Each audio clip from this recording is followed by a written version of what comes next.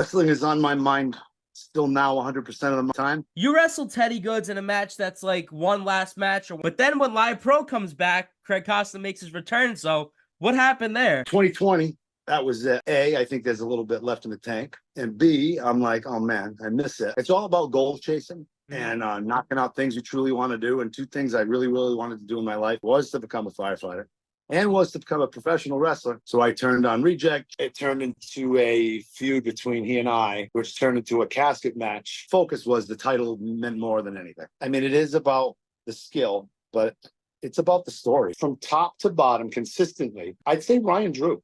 Even at this age now, there are multiple people, either they're laughing behind my back or saying you're too old for this or you're going to get hurt. Welcome one and welcome all.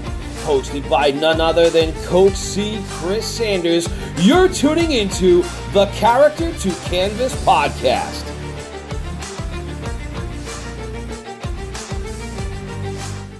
All right, everybody, welcome to episode number 8. Now, full transparency, I was doing some research. Apparently, the average episode amount of podcasts people do before they end it is 8. So the fact that I'm on episode 8 for something that I never thought would be something is crazy. But I want to welcome my guests. Full transparency, my first maybe like 30 episodes, I want to pick who I want to have on. And one of my favorite people in wrestling is Craig Costa. Craig, thank you for doing this. Chris, I appreciate that. Coach, I should say. I'm proud to see you doing some pretty big things. And it's nice to see you happy and following your passion. And I'm happy to be here today.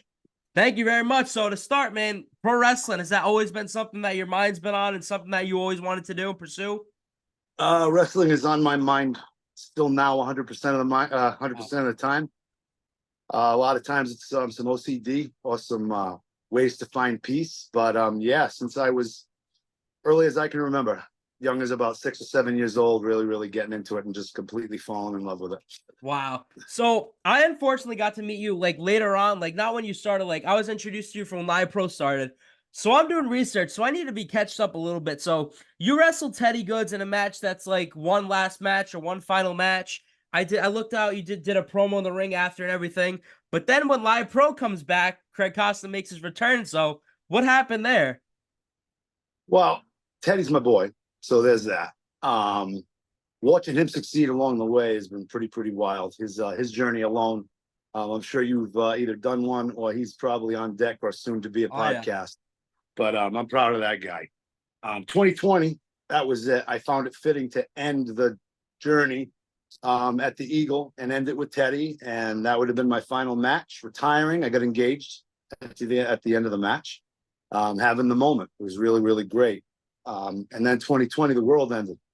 So everything stopped. So I missed it, but it stopped. So it wasn't really going on, you know? And then what happened was wrestling started again. So I'm watching my friends and I'm watching everything go. A, I think there's a little bit left in the tank. And B, I'm like, oh man, I miss it. The rest is history. Like here we go again. So one thing, like you have a signature look. I feel the boas, the glasses, everything, and it's no secret you have one of the best physiques in wrestling. So like, where did you shape Craig Costa? Like, do you have any like creativity of how you want to portray yourself or any of the things that you want to do? When I came back, I started a long time ago in like 95, 96. I trained with Brickhouse Baker back when. Went around 2-3 years, I think. Never really excelled, never really had my feet fully planted, super immature. Ended up having my first child, priorities changed, career changes, became a firefighter paramedic. Fast forward years later, I got invited to do a run-in at a fundraiser that Fall River Fire Department was having. Came back, kind of started running again, training later again with Ryan Drew.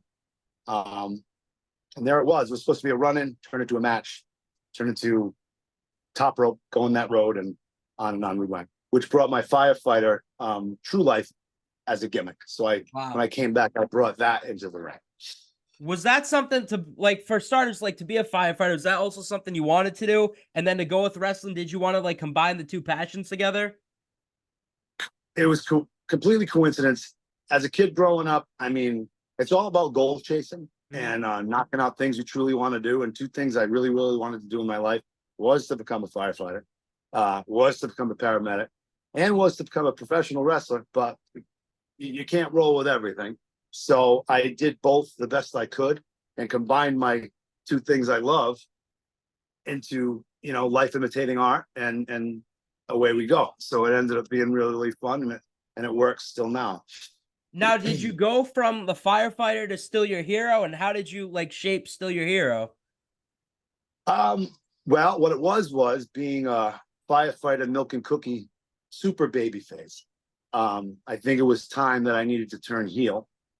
And at the time I had the interstate championship for quite a while, ended up losing it.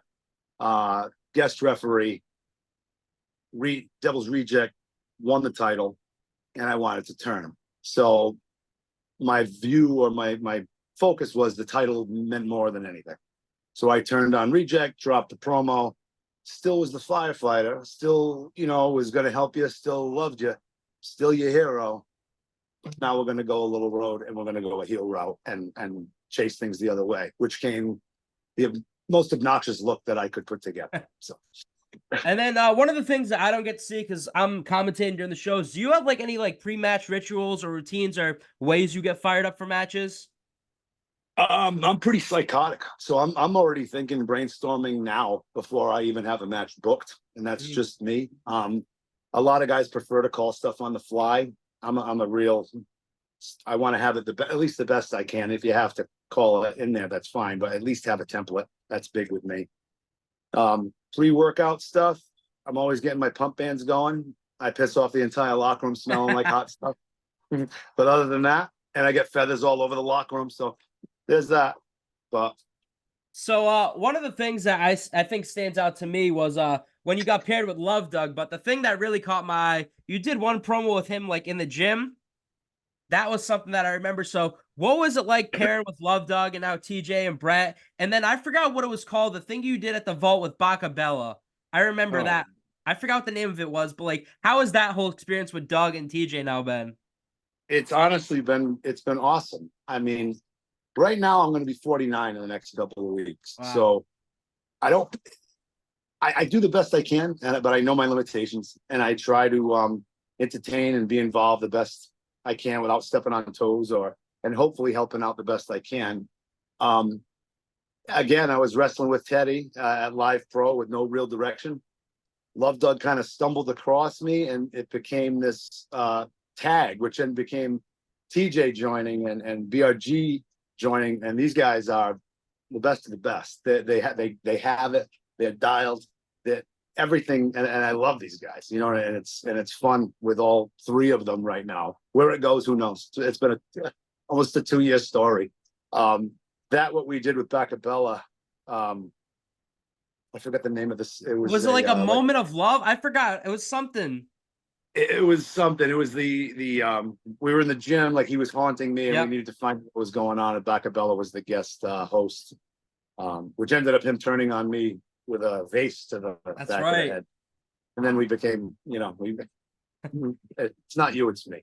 And then one of the things that some of my favorite matches at Live Pro, we just had one, the 6-man tag against Waves and Curls with Donnie Stacks and the Principal, or even the one that I think is Waves and Curls at Westport with who was it? Officer Davis, I believe it was. David. Yeah. What have those experiences been like? I'll tell you, Live Pro and the direction that's going with majority of fundraising for schools and stuff. Target of indie wrestling is our kids all the time anyway. And if it's a show like that, and even if you have a percentage of wrestling fans, and then you have a percentage that aren't, I mean, if you can grab 1 or 2 people out of 10 that invest in the product, and it explodes. So the kids there are amazing. How we interject with the fans and how intimate it is with the teachers, even if you don't buy into pro wrestling, you kind of you got to kind of jump it's the product is, but with that, it's been great. Teddy's been kind enough to have me involved with the main and involved with the potential staff member or SRO to be involved with everything. It's great. It's been really, really great, and it's smart business, and I think everybody wins. The locker room alone has been great, and all the schools have been really, really appreciative so far. So it's fun.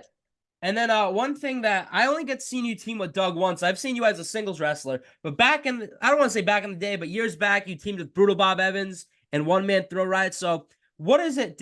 What are your thoughts on tag team wrestling? Is that something like you have a strong point in, or something? What are your preferences and things you like about singles compared to tag? Um, well, my favorite part about tag is you get a little bit of a breather. Yeah. Realistic. Yeah. Singles are the best. I mean, that's the most fun. Mhm. But tagging is great, and it's a fun time working with Bob for a while. I mean, he's a great guy. I mean, learning from him in tag stuff has been fun. And Thrill Ride is Thrill Ride. I love that son of a bitch. I miss him. He hasn't been around in a bit, but we had a fun run. And that whole toxic masculinity, hopefully that was obnoxious too. I'm sure it still is. But that's were those your visions for the tag team, or how did those come about? I think honestly, I think the gimmick part of it is. I mean, I'm always thinking like that. With just the name or the look or how the promos fly or stuff like that. Yeah. I mean, obviously I'll run it by whoever it was at the time, but other than that, creativity is to me, I mean, it is about the skill, but it's about the story. It is. So. And then same with Brutal Bob. Was that like something that just happened, or?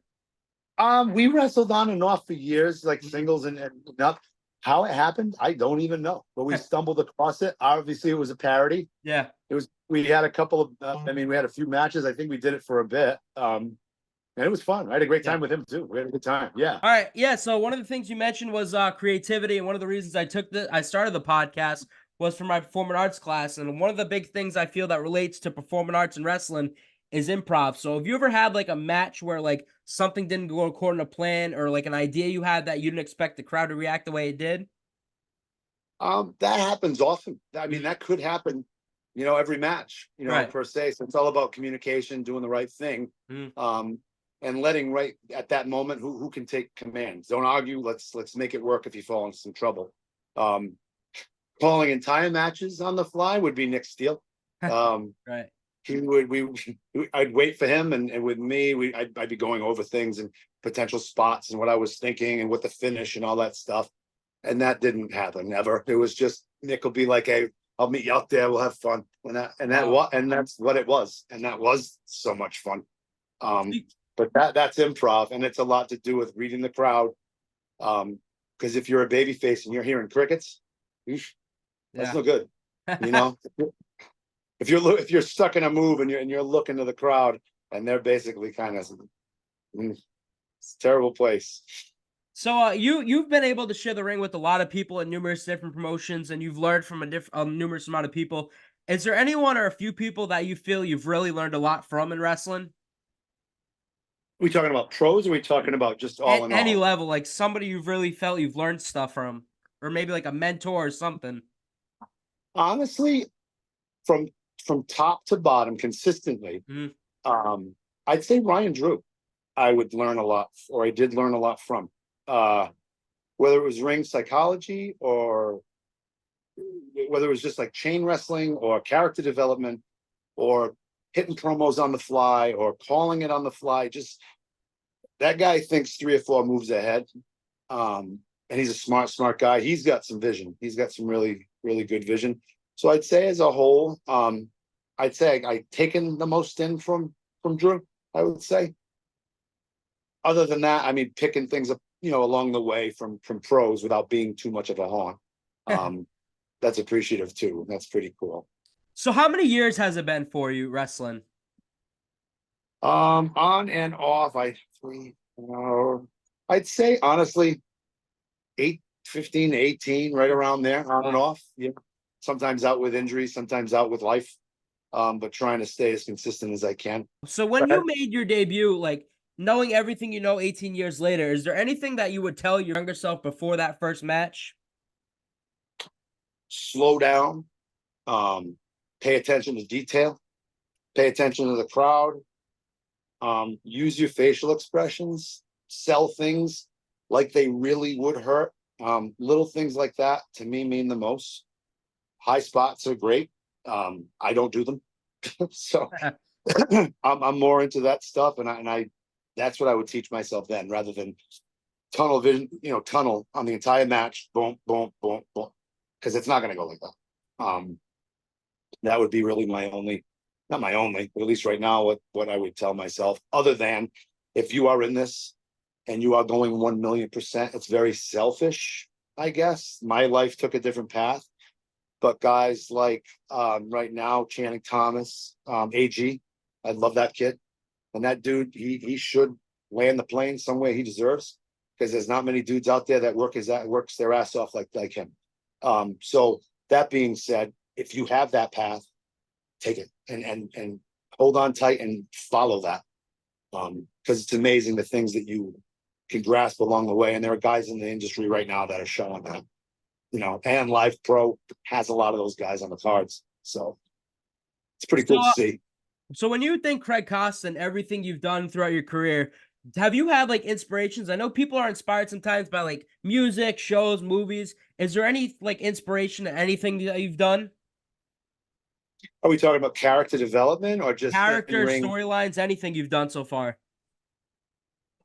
Character wise, being a heel is a lot more fun. Oh yeah. I mean, it's an exaggeration of your own personality, I think, a little bit. So that's fun.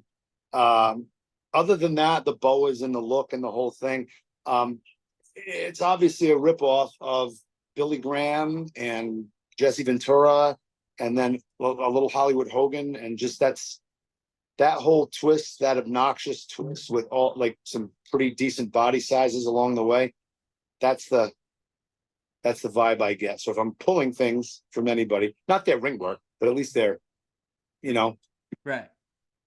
So when you started 18 years ago, like what was your vision with pro wrestling? And did you ever imagine like the success you'd have? Like you've main evented shows, you've won championships. Like not a lot of people can say they've done things like that. My goals were higher. My maturity was lower at the time, I'd say. I mean, I went all in, but at the time, I was kind of working with Jerry Ward. I don't know if you remember him. He passed a few years ago. It was Lucian Bagwell. So me and him, we looked like $1 million, and we thought we knew it all. And he did his road, and I did mine. But to go with that, like you've done so much in wrestling, like do you have a match or a storyline or something you did in wrestling that you're really proud of? Favorite storyline that I've done is with Reject. And that was from that heel turn. Mm-hmm. It turned into a feud between he and I, which turned into a casket match that was at a show with either Piper or Flair. I don't remember which one, but it was a bigger show at the PAL. And that storyline from that to that was awesome. That was fun. That's my favorite. That was my favorite. And it was a casket match? Yeah, it ended with a casket match. It was cool. Wow. Yeah. So thinking about like everything you've done, what else do you want to do? And like you said, Live Pro have some of the top talents, but even on the independent scene, is there anyone you left that Craig Costa really wants to share that ring with? I mean, right now I'm kind of doing it. I mean, I'm rubbing out. I mean, I'm hopefully I'm appreciated still. I said I'm a pretty humble guy back there. I'm doing it because I still love it. I'm hoping I can offer some help. Or it's weird because the tradition and the old school grit isn't really there anymore. It's changed so quick. It's a lot of younger guys. That locker room is all young, so they're kind of creating tradition. Mm-hmm. And when they're in good locker rooms like I've been in, that is good, because hopefully that sets a template going forward for all these guys to work together. But it doesn't have to be cliquey and a bunch of bitches in there trying to get their stuff in and stuff like that.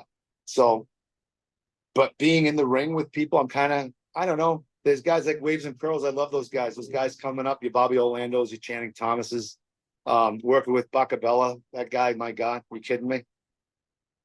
The dude's awesome. Yeah. And just getting to brainstorm and do stuff with Teddy as he goes, that's fun to me. Yeah. It still is.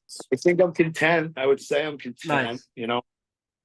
And then to go with that, I know like sometimes when people see match graphics, they're excited on people they get to wrestle. Have you ever had somebody that like maybe you were nervous again, like about wrestling, maybe like you'd never share the ring with or something like that? I don't know about nervous in the ring. Probably the venue itself is sometimes intimidating. So bigger shows, big time wrestling ran some big shows. That's when I got to really, luckily, got to work on bigger crowds. But not, I guess, potentially in some of those when you're working with like a Hacksaw Jim Duggan or something like that, you don't want to, I kind of grew closer with Tom Brandy along the way because I got to work with him. Either he is the Patriot, and when I was the firefighter gimmick, or I would be, still your hero, and he was Salvador Sincere. Right. So I really wanted to pretty much impress him, So that's that. So you always try to, keep that bar up. So I thought my first introduction to you was at Live Pro Wrestling, but I was going through some research. You were at a big time show at, I think it was McCoy Stadium in an 8-man tag. Was that the last one? There was a few. There was one. It was the last one they had. Yeah, that might have been with Hacksaw. I think it was. I do remember you. I think Swilly was on the other team. I remember that. It might have been. I know AG was in it. I don't. Yeah, but that was the last time. So I think James Ellsworth might have been in that one. Mm-hmm. That was. I think that was that last show they had at McCoy. Since they put that down, I think so. But yeah, Steve Perkins runs a great thing over there too. They're great guys. I think Danny Miles is the face of them right now, and that dude's another worker. He's all over the map doing what he's asked. It's cool to see. It really, really is. This generation coming up they seem like they have a really good grasp on everything. Yeah, it's crazy for me, like seeing you when I was just going to shows as a fan, and now like I'm on a podcast with you. Like, I appreciate all you've done, but I end every interview the same way. Like, the day that Craig Costa finally decides it's time to hang up the boots, what do you want your legacy to be remembered for? What do you want people to remember Craig Costa for? Oh, man. I'd say do what you love. No matter what people's opinion of it is. I grew up loving wrestling, but for some reason in my house, it was taboo by my parents. It was kind of looked not down upon, but there was only kind of a few of us, I think, in like junior high, middle school, and then it became kind of big. But even at this age now, there are multiple people, either they're laughing behind my back or saying you're too old for this, or you're going to get hurt, or on and on and on.